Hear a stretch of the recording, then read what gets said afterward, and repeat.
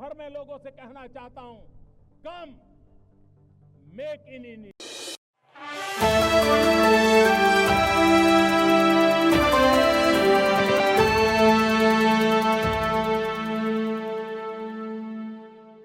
नमस्ते मित्रों, क्षमा चाहता हूं, थोड़ा मैं ट्रैफिक का लेट हो गया।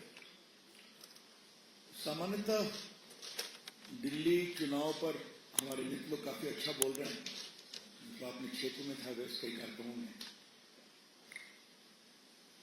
लेकिन दिल्ली की स्टेटनी मुख्यमंत्री, मैं नहीं कह रहा हूं, ये उनके मेंटोर का ही कमेंट है। हमारी सरकार आएगी तो हम शराब नीति को दोबारा लागू करेंगे। अन्ना हजारे के आशीर्वाद से उपजे जन आंदोलन में नैतिकता की दुहाई देने वाली पार्टी की अब पहली प्राथमिकता शराब हो गई है। ये तो देखा ही नहीं मैं आज तक। सीएजी की रिपोर्ट आपने कंसील कर दिया, विधानसभा में नहीं आने दिया। आपको मालूम है कानून के मुताबिक जब रिपोर्ट आती है तो पहले विधानसभा में जाती है, वहां से पब्लिक अकाउंट्स कमेटी में जाती है। तो 2600 करोड़ का घोटाला हुआ, उसको आप छुपा गए। माननीय केजरीवाल जी जेल गए, माननीय सिसोदिया जी जेल गए, बाकी लोग गए, चार्जशीट फाइल हो गई है, सैंक्शन दे दिया गया है। इसके बाद भी शराब के ठेकेदारों का ऐसा क्या दबाव है इनके ऊपर? कौन सी अंडरस्टैंडिंग है कि आते के साथ उनका कहना है कि हम दोबारा लागू करेंगे? ये अपने आप में बहुत ही पीड़ादायक है। दिल्ली के शराब के घोटाले पर बहुत बातचीत हुई है, इसी मंच से की गई है, राष्ट्रीय स्तर से भी और दिल्ली के भी भाजपा के स्तर से। तो दोबारा दोहराने की जरूरत नहीं है। लेकिन सीएजी ने घोटाला पाया, सीबीआई ने घोटाला पाया, दिल्ली की स्पेशल इन्वेस्टिगेशन टीम ने घोटाला पाया, चार्जशीट हो गई है, कॉग्निजेंस हो गया है, सैंक्शन हो गया है। और तो और सीएजी की रिपोर्ट विधानसभा में नहीं रखी गई तो हाईकोर्ट ने भी फटकार लगाई, आपने देखा। इसके बावजूद कहना कि हम उसी शराब नीति को लागू करेंगे, मतलब वही घोटाला करेंगे जो हमने किया था। ये बहुत पीड़ादायक है। और भारत के गणराज के 75 ईयर्स पूरे हो रहे हैं, तो पॉलिटिकल आंदोलन बहुत हुए हैं, लेकिन नैतिकता के बिना पर शुरू किया गया कोई आंदोलन शराब के घोटाले की दलदल में इस तरह फंसेगा, ये कभी नहीं देखा गया। मैं फिर रिपीट कर रहा हूं, आजाद भारत में 47 के बाद बहुत सारे पॉलिटिकल मूवमेंट्स हुए हैं। आपने देखा होगा, पॉलिटिकल पार्टीज के हुए हैं, बाकी के हुए हैं। कई पार्टियां आगे निकल गई, कई पार्टियां नहीं निकल पाई। अगर मैं नैतिक आंदोलन पर देखता हूं तो एक हम लोग के प्रामाणिक नेता लोकनायक जयप्रकाश नारायण को देखता हूं, और दूसरा मिला अन्ना हजारे। और अन्ना हजारे की प्रेरणा से उपजा आंदोलन आज शराब के दलदल में है। और उनके नेता खुलकर दावे करते हैं कि हम उसी नीति को फिर लागू करेंगे। तो जब भारत का इतिहास लिखा जाएगा तो ये शर्म का इतिहास होगा। The blind attachment of the Aam Aadmi Party politics to safeguard the interest of the liquor mafia will remain as a black chapter of Indian polity. ये मैं कहना चाहता हूं। मित्रों, राहुल गांधी बहुत बोल गए हैं, सुना हमने, देखा भी हमने। आज थोड़ा राष्ट्रीय मंच से उनके साथ बड़ी विनम्रता से अक्लमंदी की बात करनी है। वो सब कुछ बोलते ही हैं। कल बोल गए कि our fight is against the Indian state. मैंने सदन में भी कहा था कि राहुल गांधी का ट्विटर कौन है, ट्विटर बदलने की जरूरत है। और बात क्योंकि अपना तो होमवर्क करते नहीं, मेरा तो ओपन स्टैंड है, यहां से भी है और सदन में भी बोला, मैंने उनके सामने बोला। माननीय राहुल गांधी जी, आप विपक्ष के नेता हैं संसद में। इंडियन स्टेट का मतलब समझते हैं आप? क्या आप उससे लड़ने की बात कर रहे हैं? The fight is against the Indian state. Indian state Bharat के संवैधानिक व्यक्तित्व का परिचय है। The Indian state represents the constitutional identity of India as a free country, the state of India. दुनिया भर में भारत की पहचान स्टेट ऑफ इंडिया से होती है या भारत से होती है। राहुल जी, उसमें भारत स्टेट के इस परिभाषा में, व्यक्तित्व में भारत के राष्ट्रपति भी आते हैं, भारत के उपराष्ट्रपति भी आते हैं, भारत की संसद आती है। आप संसद में विपक्ष के सम्मानीय नेता हैं, आप भी आते हैं। राज्यों की विधानसभाएं भी आती हैं, जिसमें कई आपकी पार्टी के द्वारा चल रही है।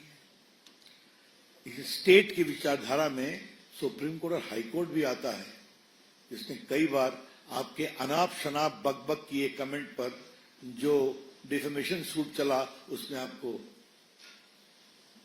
राहत भी दी है। और इस स्टेट में आप भी आते हैं, पत्रकार, मीडिया। बाकी मैं संस्थाओं की बात ही नहीं करता, उनको तो खुदा खुलेआम गाली बढ़ते रहते हैं। राहुल गांधी जी, आप कुछ बोलते हैं तो समझते हैं कि आप क्या बोलते हैं? आप समझना कब शुरू करेंगे? कल कांग्रेसी रात दरबारी में ताली बजा रहे थे।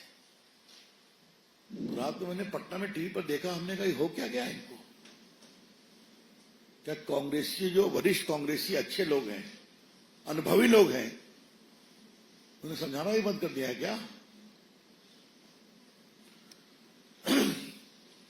राहुल गांधी जी, आप संघ की बहुत आलोचना करते हैं। बीजेपी के भी करते हैं। ये आप कोई नया काम नहीं कर रहे हैं। काम आपके पर नाना जी भी करते थे, नेहरू जी, इंदिरा जी, राजीव जी, और आप तो सबसे आगे निकल गए हैं। कभी देखा है कि आप कहां पहुंच गए आपकी पार्टी? और संघ आज कहां से कहां पहुंच गया देश में, और भाजपा कहां से कहां पहुंच गई? क्योंकि संघ एक राष्ट्रवादी संगठन है, समाज के लिए बड़ा काम किया है, देशभक्ति के लिए बड़ा काम किया है। और कल टीवी पर दिखाया जा रहा था गणतंत्र दिवस के परेड की पूरी कहानी, तो किस तरह चीन के युद्ध के बाद संघ के लोगों ने परेड किया था आज के कर्तव्य पथ पर, इसको भी दिखाया गया था। तो ना आप कुछ जानते हैं, ना कुछ समझते हैं, ना समझने की कोशिश करते हैं। मैं फिर कहूंगा, राहुल गांधी अर्बन नक्सल्स के चंगुल में। लेट मी से it very clearly and categorically, Rahul Gandhi is in the complete grip of the urban Naxals thinking process, माओवादी सोच के प्रभाव में जो इस तरह की बातें करते हैं, इसकी बहुत भर्त्सना करते हैं, बहुत शर्मनाक है। राहुल गांधी, एक बार मैंने इसी मंच से कहा था कि आप विपक्ष के नेता हो गए, बड़ा पद है, आपकी क्षमता से मिला है या परिवार के कारण मिला है, वो एक अलग विषय है। कुछ जिम्मेवार बनिए, लेकिन मेरी प्रार्थना अनसुनी जा रही है और रोज बरोज मैंने कहा कि माननीय मोहन भागवत जी के खिलाफ देशद्रोह का मुकदमा चलना चाहिए। तो बेबुनियाद है ही है। आपके इंडियन स्टेट्स के खिलाफ लड़ रहे हैं, इसका मतलब समझते हैं आप क्या है? कानून में उम्मीद करता हूं कि उनके यहां भी बड़े वकीलों की काफी फौज है, राजसभा में बैठे हुए लोग हैं, समझाएंगे जो बोले इसका आपराधिक इम्प्लीकेशंस क्या है। मित्रों, एक अंतिम बात कहनी है, फिर मैं आपके सवाल लूंगा। एकाएक देखा कि हिंडनबर्ग ने अपनी दुकान बंद कर दी है। पता नहीं रविंद्र बाबू कहाँ बैठे हैं। रविंद्र बाबू, क्या हुआ? ये दुकान क्यों बंद हो गई? और जिस दिन कांग्रेस का कार्यालय खुला उस दिन बंद हो गई। सुबह से हमारा दिमाग इस पर कोशिश कर रहा है समझने की ये दुकान बंद क्यों हो गई। अभी तो उसके फंडर सोरस साहब को फ्रीडम मेडल मिला था, तो ऐसा लगता है कि सोरस साहब की अमेरिका में दुकान बंद होने वाली है या कमजोर होने वाली है। हाँ, लोग उम्मीद कर रहे हैं। अब मैं नहीं कह रहा हूं कि 20 तारीख के बाद उनकी दुकान कुछ कमजोर होगी। आज फिर कहूंगा, हिंडनबर्ग अपनी दुकान बंद कर रहा है तो क्या राहुल जी उसकी दुकान का ठेका आपको मिल गया है क्या? मैं बहुत जिम्मेदारी से कह रहा हूं, इंडियन स्टेट के खिलाफ गैर जिम्मेदाराना हरकत कौन करता है? हिंडनबर्ग करता है। हर संसद के चुनाव सत्र के पहले एक रिपोर्ट आएगी, हंगामा बनेगा, टीवी डिबेट कराई जाएगी और उसको इश्यू बनाया जाएगा। तो दुकान तो बंद हो रही है या बंद हो गई है। चलिए, राहुल गांधी को संभालने के लिए हम लोग काफी हैं।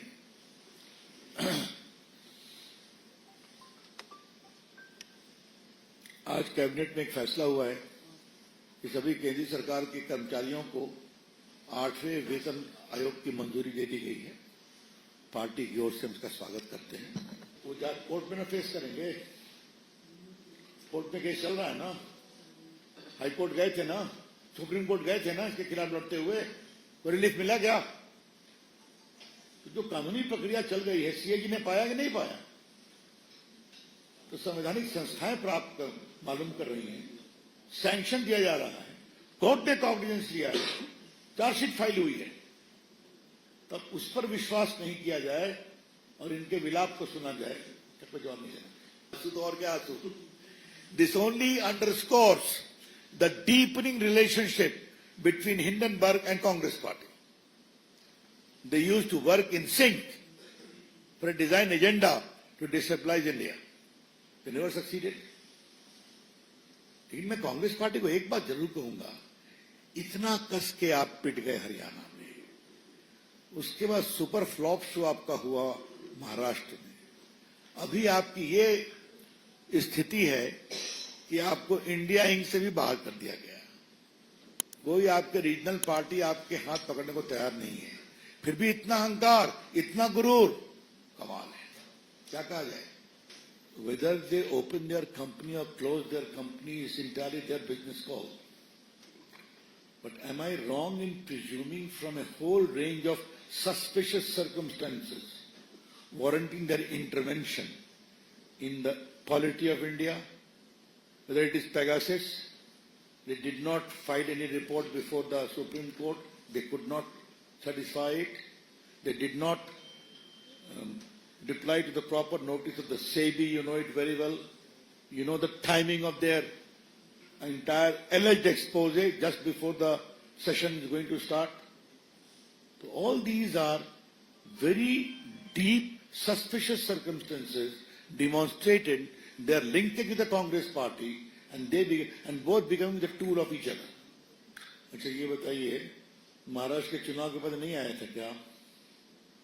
हरियाणा के समय नहीं आया था क्या?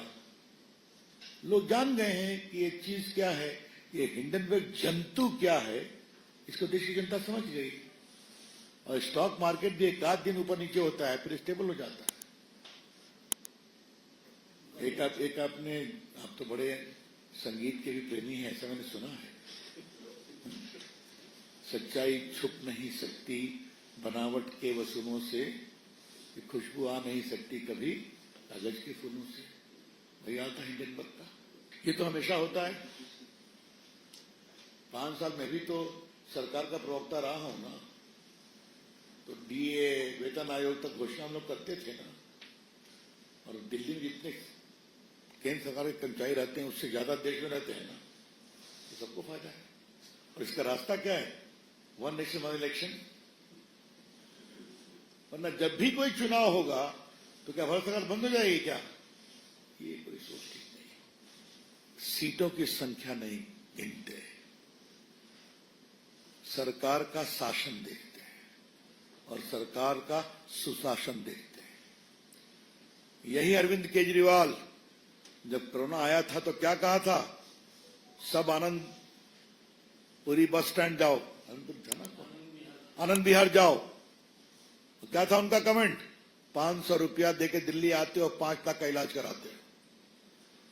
और कितने हमारे बिहार के लोग साइकिल से गए थे बिहार। आपको मालूम है, एक लड़की अपने पिताजी को बैठा के लेके गई थी।